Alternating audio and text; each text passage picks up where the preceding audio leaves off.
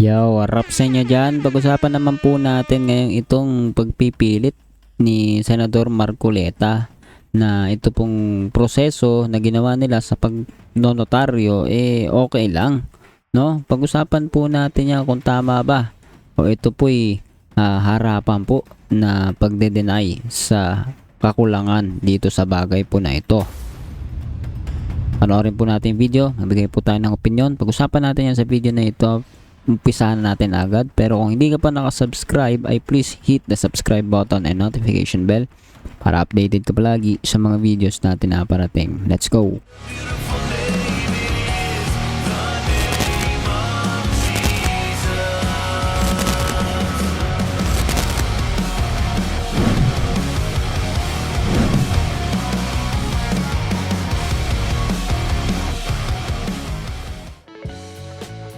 So yun na nga mga tol, umpisa na natin agad ito, no? Sabi po dito, Marcoleta, ako lang nagsabi kay Gutesa na magpa-notaryo. Ayon po yan dito sa title po ng video ng ANC.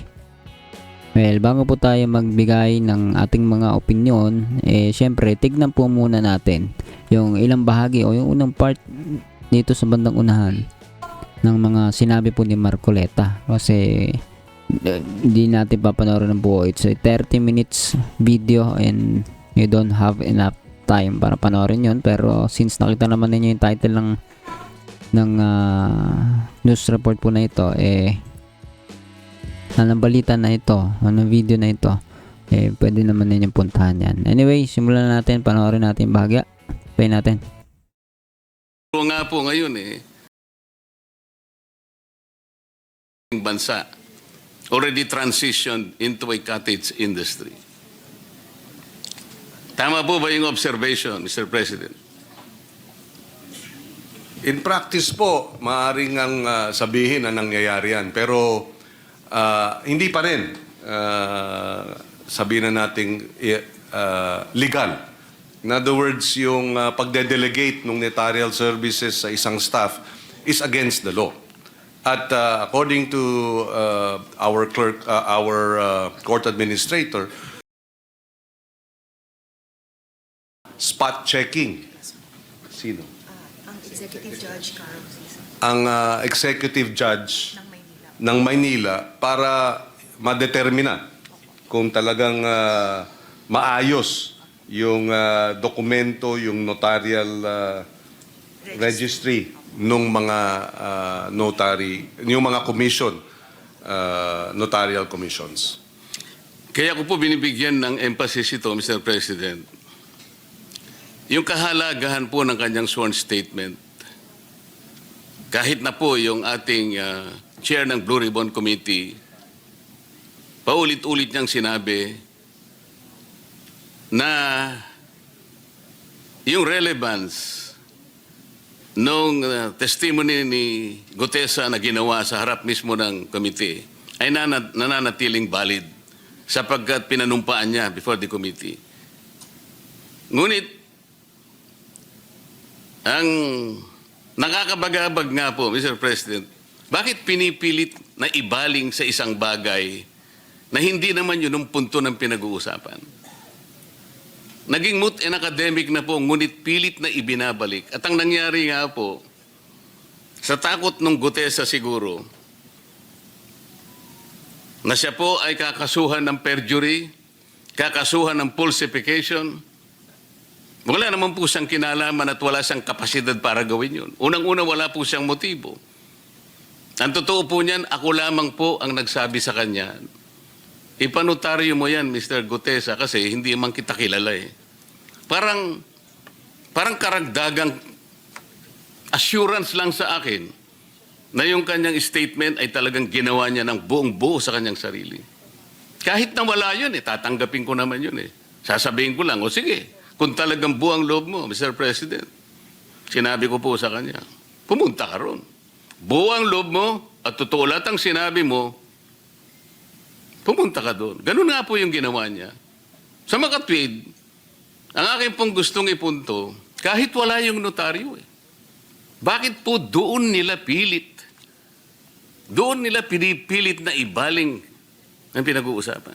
Para lamang po, para lang makaiwas, para ilihis, para linlangin ang maraming Pilipino. Ito po yung nakakalungkot dito. Si Gutesa po, nilagay niya sa panganib ang kanyang buhay at ang buhay ng kanyang pamilya. Gutesa has nothing to gain. Gutesa has everything to lose. Siguro po, sa kanyang puso, inisip niya, inasahan niya, natutulungan siya ng Estado na proteksyonan man lang siya.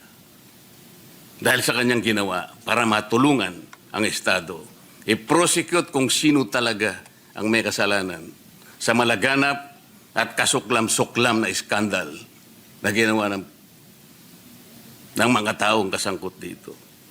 Pero wala po eh. Wala siyang nahita. Despite his courageous testimony before the Blue Ribbon Committee, he did not get even the courtesy that he deserves. Alam po ninyo, Mr. President, sa kagustuhan ko po na kahit papano, may saayos kung talagang sino ba yung nagnunotaryo na yun? Kung hindi man pirma ng notaryo publiko, meron at meron siyang kinakasangkapan para pumirma sa kanya. Sumulat po ako sa ating court administrator na sana po ang representasyong ito ay makahingi man lang ng mga samples ng mga na-dokumento, ng mga notaryong dokumento ng abogada na ating pinag-uusapan. Ginrant po yung aking letter request ng court administrator. Okay guys, so narinig naman po natin ang ilang bahagi ng kanyang mga sinasabi dito ni Senador Marcoleta. At ayon sa kanya, ito pong mga bagay na pinag-uusapan nila patungkol no regarding ng pagnonotaryo na sinumpaang salaysay nung nagngangalang Gutesa, meron nga pong nakikitang problema doon. Pero ang sinasabi ni Marcoleta tama ni Marcoleta talagang nangyayari yung mga ganyan, tama ba? Napanood naman po natin, 'di ba? Kahit si Kiko, no? Sinabi kanina, napanood naman po natin. In practice nangyayari talaga. But despite na yun po yung nangyayari, hindi ibig sabihin yun po ay tama, no? Parang sinasabi ng mga tao dun sa kanto na yun, talagang nangyayari, nagja-jaywalking yung mga tao dyan wala namang hinuhuli dyan kasi nasanayan na ng marami dyan. Pero kung titignan po, ang mali ay mali. Yan po yung kalagayan ngayon dito. Yan po yung aking opinion po riyan, ha. At pangalawa, parang nadidiinan ni Senador Marcoleta, tila siya nga daw yung nagsabi, siya lang ang nagsabi si Gutesa na magpanotaryo. So parang ang lalabas pa yata dapat pala hindi na notaryo, ganun ba? So wala pa akong sinasabing ganun yung sinasabi ni Senador Marcoleta, pero parang implied, ewan ko ba, parang ganun lang ang unawa ko. Disclaimer lang mga tol. Pero kayo, anong dumarating sa inyo? Yan lang din ba yung dumadating sa inyo na parang sinasabi ni Marcoleta na siya lang naman nag-push yan, no? Siya lang yung nag-push at hindi naman talaga kumbaga pwede nga kung siya lang tatanungin daw, pwede nang wala yan. Bakit hindi na lang kasi siya yung pumirma, 'di ba? Dito sa salaysay nitong Gutesa, no? Bakit ganyan pa 'di ba? Abogado naman po itong si Marcoleta. Hindi ko rin po maintindihan. Ano po ba? Bakit parang tila walang makapirma, walang maglakas loob na pumirma dito sa sworn statement ni Gutesa? Tama ba? Sworn? Tama? Ewan ko po. Hindi ko actually, wala po tayong alam. Tayo po yung mga mamamayang Pilipino lang din na nakaabang, nanonood sa mga balita. Nagbibigay po tayo ng opinion dito ayon sa ating naiintindihan na unawaan, abot ng isip po natin. Pero kayo, 'di ba, bilang mga mamamayang Pilipino, ang pagdonotaryo, 'di ba, kung may malpractice diyan o anything na unlawful is unlawful. Ang hindi makatarungan na hindi pa rin makatarungan, hindi legal. Kung hindi legal, gano'n lang naman, 'di ba? Kung illegal, kung legal. Ganun lang. And ang magnotaryo nang hindi yung abogado mismo nagpipirma, 'di ba? As all we know, it is illegal. Correct me if I'm wrong, no? But if I'm not mistaken, yan po ay talagang illegal.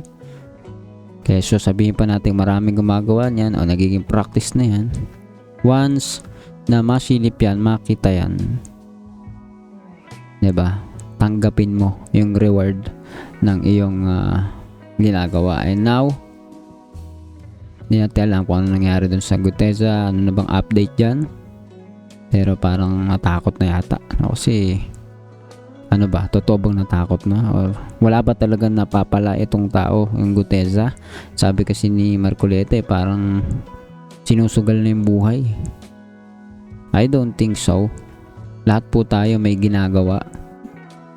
Kahit ito pong paggawa ng video natin, meron po tayong kagustuhan na gawin ito. And nakukuha po natin yung sa paggawa pa lang po ng isang bagay na gusto natin, alam mo na meron kang nakukuha. And ito pa kaya, no? Meron siyang papangalanan or meron siyang ibabagsak na mga detalye, 'di ba? Ang pagbibigay ng mga detalye bilang witness, etc. ay malaki pong epekto sa investigasyon. Pwedeng makagulo, pwedeng makatulong, pwedeng magbenepisyo o hindi yung mga tao dyan.